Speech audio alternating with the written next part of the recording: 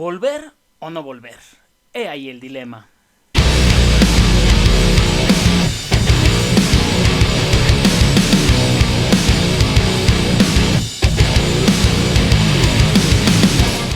Hola, ¿qué tal? ¿Cómo están? Y ya estamos aquí con un nuevo video para tocar en esta ocasión un tema que es un tema que está en boga, que en este instante ha causado mucha polémica y un gran debate, sobre todo en México, porque en México estamos por reincorporar a los niños a las clases presenciales y ya saben que ahorita el pico de la pandemia en el país subió bastante en este periodo de agosto de 2021 y bueno, pues la tendencia a subir es bastante notable y bastante marcada.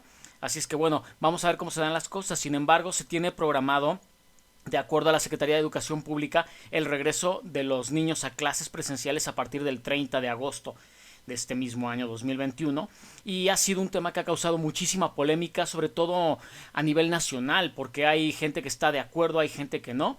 Y bueno, pues precisamente vamos a hablar un poquito acerca de eso en este video, enfocarnos a los motivos por los cuales personalmente considero que el regreso a clases es un acierto y yo estoy completamente a favor de ese regreso a clases. ¡Que se armen los pinches chingadazos! Lo primero que quisiera comenzar diciendo es justamente que, bueno, en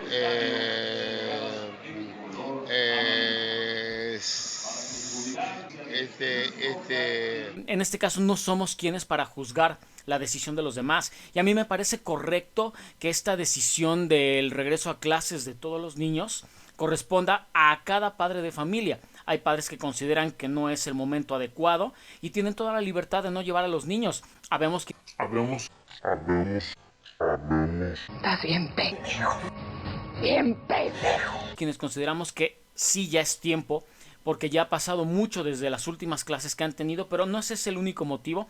Hay muchos motivos de trasfondo que nos llevan a pensar que es el momento propicio, sobre todo por el deterioro de la salud mental de los niños, que es también muy importante. Una de las intenciones de los videos es justamente fundamentar todas las opiniones que yo doy en base a mi experiencia propia, pero desde luego también pensando en que estas opiniones tengan pues un sustento y una base que nos permita sobre todo argumentar los motivos por los cuales estamos tomando decisiones, ¿no? No. Yo tengo un hijo de 6 años, un pequeñito de 6 años, cuya salud mental sí se ha deteriorado bastante en este periodo de pandemia, en este periodo de encierro principalmente, ¿no?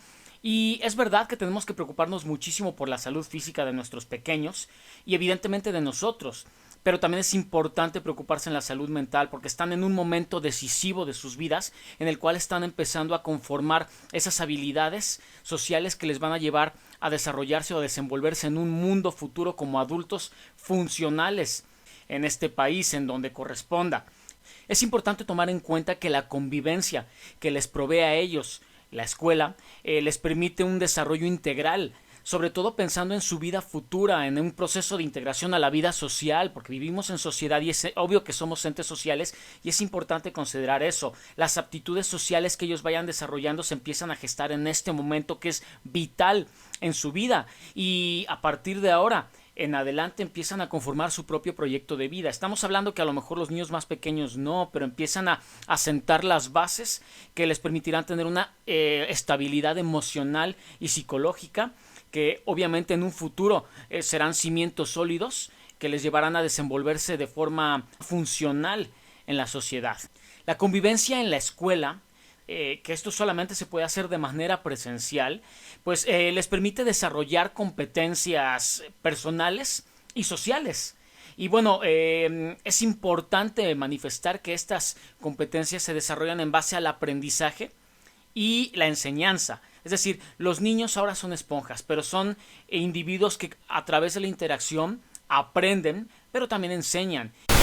Es importante también destacar que las clases online no han sido la herramienta más propicia para que ellos, digamos que tengan un avance educativo regular.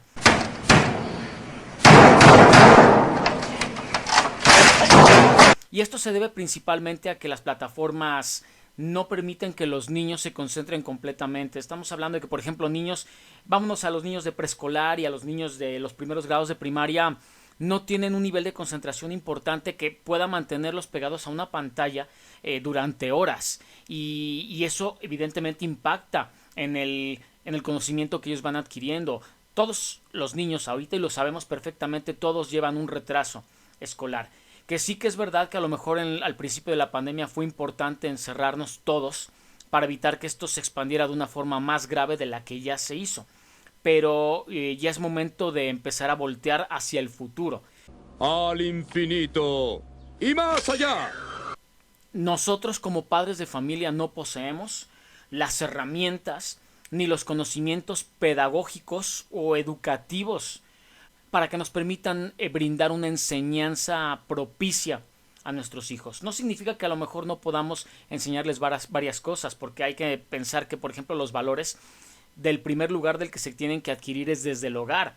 Pero ya en cuestiones más avanzadas de aprendizaje nosotros no contamos a lo mejor con la formación y el conocimiento para poderles brindar ese aprendizaje de una mejor forma como lo podría hacer un maestro que tiene esa formación. Existen varias fuentes que nos indican o que nos demuestran que la convivencia escolar es una parte súper importante en el desarrollo de los niños y de los jóvenes.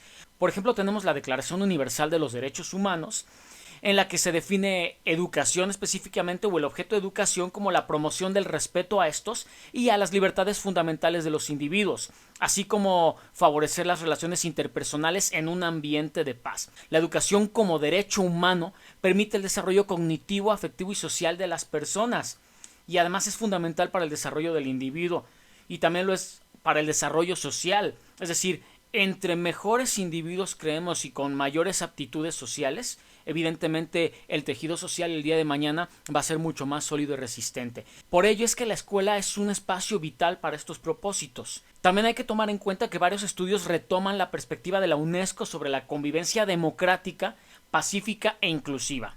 En México tenemos que generalmente, desde hace mucho tiempo, la Secretaría de Educación Pública contempla en los planes y programas de estudio un componente relevante que sería el desarrollo de competencias de la convivencia, que bueno, esto supondría un desarrollo de relaciones armónicas entre individuos y bueno, esto nos ayudaría a reconocer la diversidad social, cultural, lingüística y por consiguiente también crear una importante base para lo que sería la tolerancia a las diferencias. Eso les ayudaría también a aprender a convivir con elementos de diferentes ideologías, diferentes razas, etcétera, etcétera. Desde aquí se están forjando esas bases que obviamente encerrados en casa no van a tener la posibilidad de adquirir.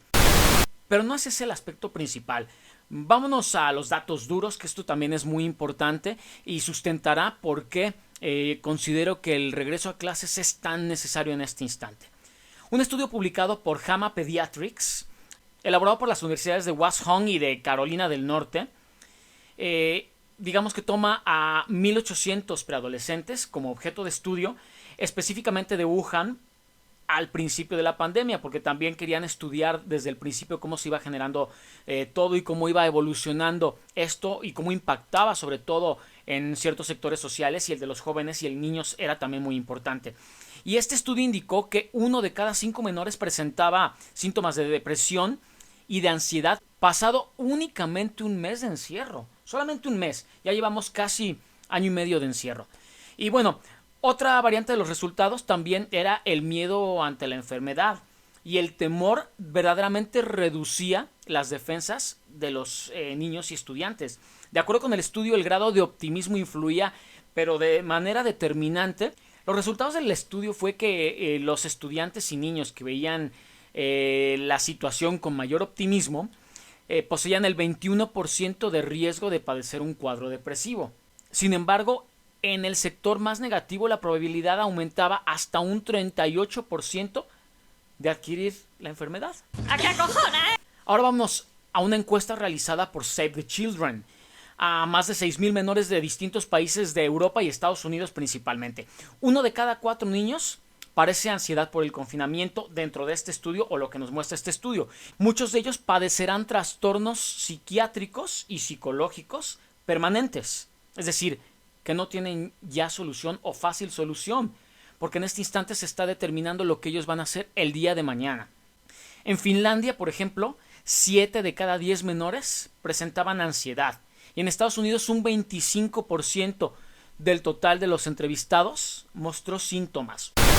En México es todavía más complicado, pues miles de niños viven en zonas rurales y no han tenido acceso a los medios para poder llevar una educación y digamos que estar al mismo nivel que los compañeritos que sí tenían esas posibilidades de llevar la educación online que se había establecido como método.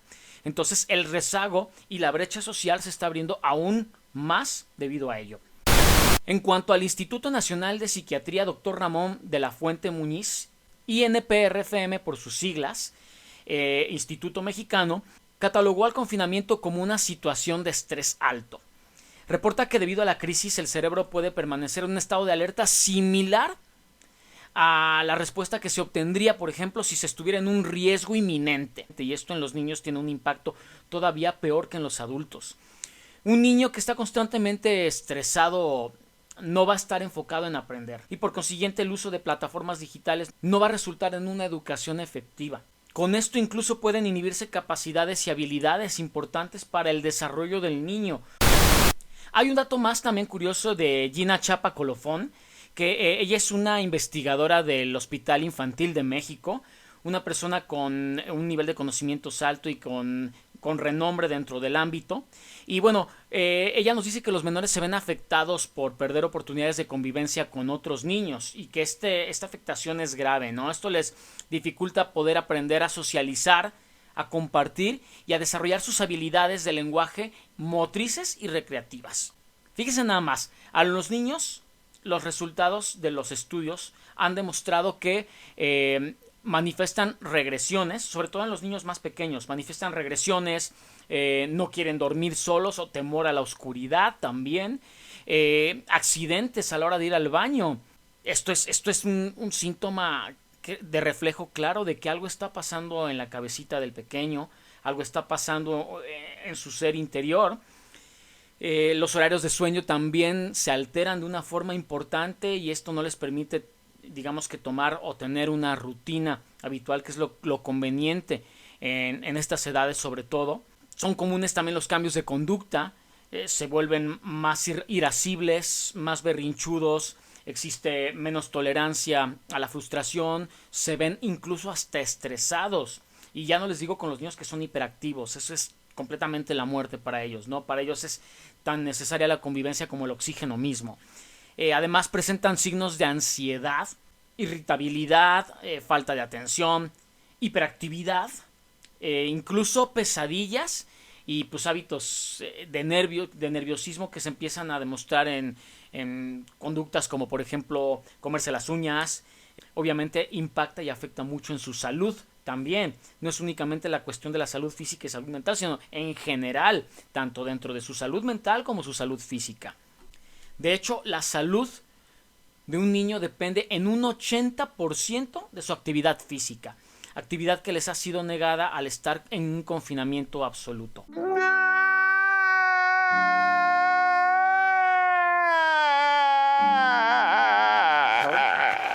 Este virus llegó a provocar una enfermedad que ya es endémica y que llegó para quedarse. Es decir, esto significa que no se va a ir. Vamos a tener que convivir con ella el resto de nuestras vidas y de nuestra existencia. Y tenemos que aprender a hacerlo. No podemos quedarnos encerrados en casa todo el tiempo. No, ni merga.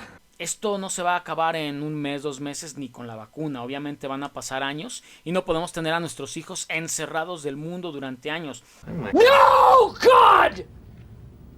No, God, please, no! No! No! ¡No! Aquí hay una gráfica muy interesante que les pongo en pantalla y que bueno, evidencia o muestra la repercusión de la pandemia y la que ha tenido en general en la familia, pero también dándole una importancia especial a niños y jóvenes, en los cuales se demuestra que los síntomas que presentan son ansiedad, depresión, hiperactividad y otros trastornos mentales, ¿no?, que les afectan de manera severa. Por consiguiente, espero que con todo esto se estén empezando a dar cuenta que no únicamente la salud física es importante, sino que la salud mental también, porque la salud mental va a ser la que va a determinar el día de mañana la personalidad y la seguridad del individuo. Entonces, a mí me preocupa muchísimo que mi hijo se esté perdiendo los años más importantes de su vida, esta convivencia que le va a permitir desarrollar esas habilidades sociales que le llevarán a desenvolverse de una manera, digamos, por lo menos adecuada y a convertirse en un adulto funcional el día de mañana, ¿no?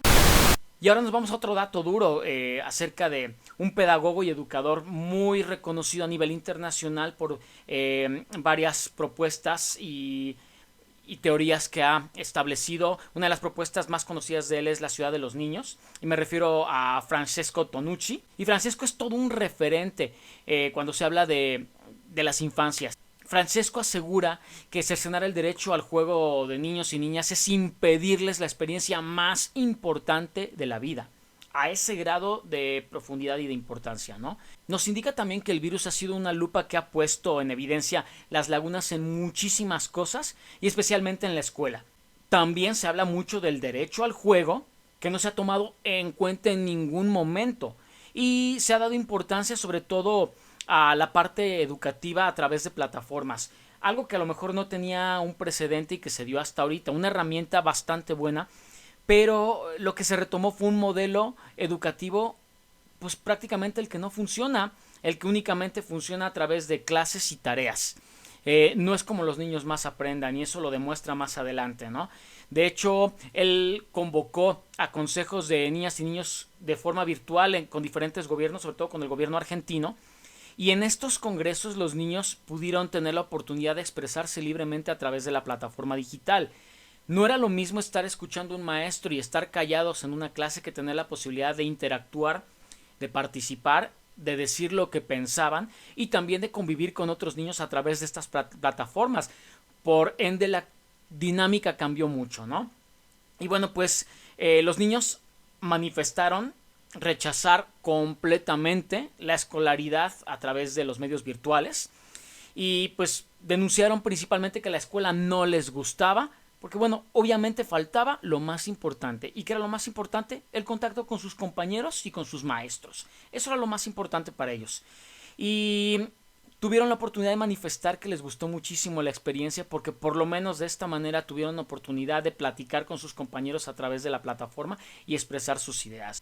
Después de tener estos datos duros que establecen por qué de acuerdo a todos estos estudios es importante que los niños retomen sus clases de manera presencial, también destacando que tiene que haber responsabilidad y hay dos filtros muy importantes para que las clases no sean un motivo o un foco de infección, que serían el primer filtro es en la casa, en la familia, en donde los padres deberán vigilar que el niño no asista a clases si presenta, aunque sea un síntoma mínimo de enfermedades respiratorias, que obviamente vaya provisto de todas las medidas de seguridad necesarias que establecen los protocolos, como por ejemplo mascarilla, cubrebocas, que lleve su gel, el consejo de que no se acerque a los compañeros a cierta distancia, que mantenga la sana distancia, que cuando coman tampoco estén cerca, que no intercambien alimentos, que no intercambien absolutamente ningún objeto de carácter personal. Todo eso es el primer filtro que se establece en el hogar. Y posteriormente el segundo filtro, que ahorita muchas escuelas están estableciendo un protocolo bastante seguro, por llamarlo de alguna forma, en donde desde la entrada de la escuela se les toma la temperatura, se verifica que lleven todo, se verifica que no lleven ningún síntoma y evidentemente se les está dando una vigilancia constante y una supervisión también que permita que los niños se desenvuelvan en un ámbito más seguro. De hecho, según la experiencia de varios docentes, y así lo hemos constatado nosotros, y así también nos lo han dicho docentes y expertos en el ámbito de la comunicación, bueno, los contagios principalmente no se dan en la escuela. De hecho, el ciclo escolar anterior cerró, por lo menos el último mes, varias escuelas regresaron a clases presenciales y no hubo ni siquiera una explosión de contagios durante ese tiempo. Está comprobadísimo que la mayor parte de los contagios se dan en el núcleo familiar y no en la escuela. Ahí es donde hay que tener cuidado y ahí es donde el primer filtro tendría que entrar en función, el de la familia. En el caso de que obviamente dependamos de la responsabilidad social, pues tendremos que ser como sociedad muy responsables en establecer esos controles de manera efectiva y real y ser honestos y nada egoístas, ¿no? No porque tengamos que salir a trabajar y nuestro hijo presente síntomas llevarlo a la escuela, porque eso sí es una irresponsabilidad y es un acto de egoísmo enorme. ¡Ya nos exhibiste! Otro estudio importante es el que realiza Nadia González, que también es investigadora en neurociencias en el Hospital Infantil de México, y ella se interesa principalmente en este tipo de estudios y el impacto que tiene en la cuestión neurológica dentro de los niños, ¿no? Los síntomas que pueden llegar a presentar de ansiedad. Ella se preocupa muchísimo por la cuestión del desarrollo cognitivo de los niños, principalmente es la materia de sus estudios, y revela varias cosas muy interesantes, ¿no? Entre las cosas interesantes es que el impacto del virus COVID-19 en los niños realmente no era alto, y así lo demuestra esta gráfica en el cual veremos que por edades los menores contagios se daban en los niños, y es donde los síntomas eran incluso de menor importancia, ¿no? Obviamente estamos hablando de que hubo excepciones, pero principalmente niños que presentaban comorbilidad, y obviamente pues ante otros padecimientos esto se agravaba, ¿no? Pero realmente, si ustedes observan esta gráfica, se darán cuenta que de acuerdo a la edad, conforme va avanzando la edad, el riesgo empieza a ser mayor, sobre todo en niños es donde no presentaba gran riesgo. Sin embargo, el deterioro de la salud mental de los niños era aún más preocupante. Y justamente en su estudio ya menciona que las escuelas son las que detectaron menos índice de contagios. Vámonos al ejemplo de Estados Unidos, en donde se examinó a más de 90,000 alumnos y profesores en Carolina del Norte durante 9 semanas, específicamente de una asistencia ya presencial a clases, ¿no? Y bueno, los números son sorprendentes porque los investigadores realizaron finalmente un rastreo después de estas semanas para identificar cuáles son las transmisiones relacionadas con la escuela, y se encontraron que de estos 90,000 alumnos, que se esperaba por lo menos que hubiese 900 casos, solamente hubo 32 casos. Y bueno, pues el mismo experimento se hizo, por ejemplo, en Salt Lake City, en donde también se examinó a más de 1,000 estudiantes y personal que habían ya entrado a clases presenciales. Y bueno, pues se sometieron además de esos 1,000 estudiantes, 700 personas a pruebas. Y de estas 700 personas, solamente 12 obtuvieron resultados positivos. Y resultó que además de esos 12, solamente 5 habían sido adquiridos en el colegio. Quiere decir que los otros 7 habían sido adquiridos en el núcleo familiar. Lo que obviamente da una tasa únicamente de la probabilidad del 0.7% de probabilidades de contagio en las escuelas. Realmente es una posibilidad mínima, es mayor dentro del núcleo familiar, como lo habíamos dicho, ¿no? De hecho, les vamos a dejar por aquí los enlaces del estudio de este maravilloso estudio a cargo de Nadia González, que es la investigadora de neurociencias en el Hospital Infantil de México, y que determina, en base a sus conocimientos en neurociencias, que el impacto psicológico en los niños es muchísimo más grave porque no van a poder recuperar eso el día de mañana. Bueno, retomando un poquito el tema, me he dado cuenta que en las redes sociales el debate está más fuerte, ¿no? Sin embargo, hay una cosa que me ha producido un poco de, no sé si gracia o incomodidad, o quizá las dos cosas, ¿no? Gracia e incomodidad, ¿cómo lo llamaríamos? ¿Incomodigracia a lo mejor? ¡Pero si es imposible que haya una cosa tan tonta como tú en los contornos! Bueno, no importa. El asunto es que esa mezcla de sentimientos se debe a que en las redes sociales constantemente ves mucha gente que tilda y tacha de irresponsables a los padres que quieren llevar ya a clases presenciales a sus hijos. Sin embargo, muchas de estas personas, y es un gran porcentaje realmente importante, son gente que no tiene hijos. Entonces, aquí la pregunta sería, ¿cómo me vas a tratar de enseñar qué es lo que tengo que hacer con mi hijo si tú no tienes hijos, ¿no? Y aquí recurrimos al clásico dicho de que es que si yo tuviera un hijo, yo lo educaría de esta forma. Pues, ¿qué crees? Que no lo tienes. O sea, que no tienes el conocimiento para saber si es así. Cuando uno no tiene hijos, piensa que las cosas son muy fáciles. Pero cuando los tienes te das cuenta que no. Porque cada hijo es un ser humano independiente y único que presenta diferentes rasgos de conducta. Y obviamente la educación, aunque tú les brindes unos valores sólidos que sean la misma base de valores, obviamente no puede ser el tratamiento igual para un hijo que para el otro, porque son dos seres humanos completamente distintos y nada nos prepara ante esa experiencia, te lo puedo garantizar.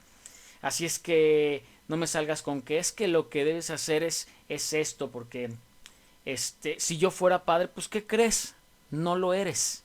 Entonces, no lo haga, compa. No lo haga, en serio. Si no tienes hijos, no le digas a la gente qué debe o no hacer con sus hijos, porque jamás lo vas a entender.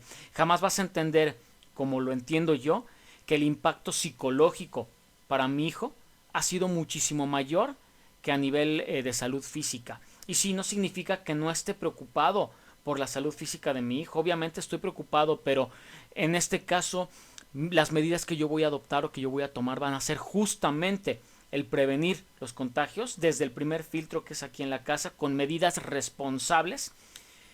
Y que bueno, finalmente no tengo la capacidad omnipotente de evitar que se contagie de cualquier otra forma, ¿no? Es más posible que mi hijo llegue a obtener un contagio o llegue a adquirir un contagio a través mío, porque yo no he dejado de trabajar y porque yo en mi trabajo, por desgracia, tengo que tratar con mucha gente. Y es más probable que yo traiga el contagio a mi casa que el niño lo traiga de la escuela. Es así de sencillo. Entonces, no digas cosas que no sabes. Si no tienes hijos, de verdad, abstente de comentar.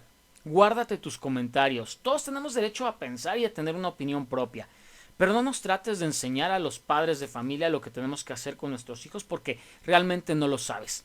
Es muy fácil decirlo desde afuera. Yo cuando no tenía hijos también decía, cuando yo sea padre, si es que algún día lo soy, afortunadamente hoy en día lo soy, voy a hacer esto y voy a hacer el otro. Y cuando tienes hijos te das cuenta que no es tan sencillo, porque cada hijo muestra rasgos de conducta diferentes y evidentemente tú tienes que educarlos en base a esos rasgos de conducta. Creencia de gente pendeja. Y también, al margen de esto, hay muchas personas de las que están criticando en redes sociales y que nos llaman irresponsables a los padres que vamos a llevar a nuestros hijos, poniendo estereotipos. Somos padres que a lo mejor no somos perfectos porque el humano no es perfecto, es perfectible, pero tratamos de hacer las cosas lo mejor posible, somos responsables. Y el llevar a nuestros hijos o el querer llevarlos a clases no nos convierte en personas irresponsables. Al contrario, el preocuparte de la salud mental de tu pequeño te hace una persona más responsable, porque sabes que esa salud mental va a ser la que va a determinar la personalidad y cómo se va a desenvolver en el mundo futuro como adulto. Tú le tienes que brindar las herramientas para que él sea capaz el día de mañana de poder desenvolverse en una sociedad que es compleja. Muchas de esas personas son las mismas personas que los fines de semana están saliendo a bares, a fiestas multitudinarias. La otra vez salí a pasear a mis perros y solamente en 4 cuadras vi 2 fiestas multitudinarias en donde gente bailaba pegada, sin protección, sin cubrebocas, sin sana distancia. Y luego son esas mismas personas las que nos llaman irresponsables por ir o por querer que nuestros niños regresen a clases presenciales. Oye, bueno, ok, nadie regresa a clases presenciales, pero tú no tienes entonces tampoco derecho a ir a los bares, o tú no tienes derecho tampoco a ir a reuniones familiares, a ningún tipo de esas cosas. Vamos, es absurdo, es absurdo. De repente nos hemos encontrado con que los niños es como si se hubieran vuelto el enemigo, ¿no? Es como si los niños los quisiéramos castigar por todo, a lo mejor inconscientemente. ¡Oh! ¡Alguien quiere pensar en los niños! Pero es verdad, los niños no pueden salir al parque, los niños no pueden ir a centros comerciales y los niños no pueden ir a la escuela. Y lo más importante para los niños es la convivencia. Y les estás privando de lo más importante, no únicamente para su desarrollo, también para su bienestar emocional en ese instante. Y decir además que los padres llevamos a nuestros hijos para deshacernos de ellos porque no los aguantamos en casa. ¡Ah, cabrón! ¿Cómo sabes, ojete? Es mezquino. Verdaderamente es una idiotez que muchos repiten constantemente como si fuera una verdad absoluta cuando no es cierto. Cuando muchos de nosotros lo hacemos porque estamos preocupados por la salud mental de nuestros pequeños y por su desarrollo. Y también por su educación, que eso va a ser vital, una herramienta que va a ser para el resto de la vida. Todas las consecuencias mentales que les está causando el no tener esa convivencia van a ser para el resto de su vida, y esos problemas mentales van a ser para el resto de su vida.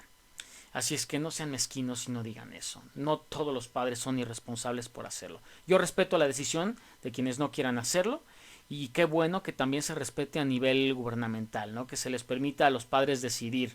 Finalmente no vivimos en una dictadura en la que se tenga que obligar a la gente a hacer las cosas. Pero estos son los argumentos por los cuales yo personalmente sí voy a llevar a mi niño a la escuela, porque me interesa su salud emocional, me interesa su salud mental y me interesa que el día de mañana mi hijo sea un adulto funcional que haya adquirido las herramientas para desenvolverse correctamente en una sociedad y para que sea una persona de éxito y de bien. Si están de acuerdo conmigo o no están de acuerdo conmigo, es importante también saberlo para generar, eso sí, un debate respetuoso. Todos los comentarios que no sean respetuosos pues serán tomados de la misma manera, ¿no?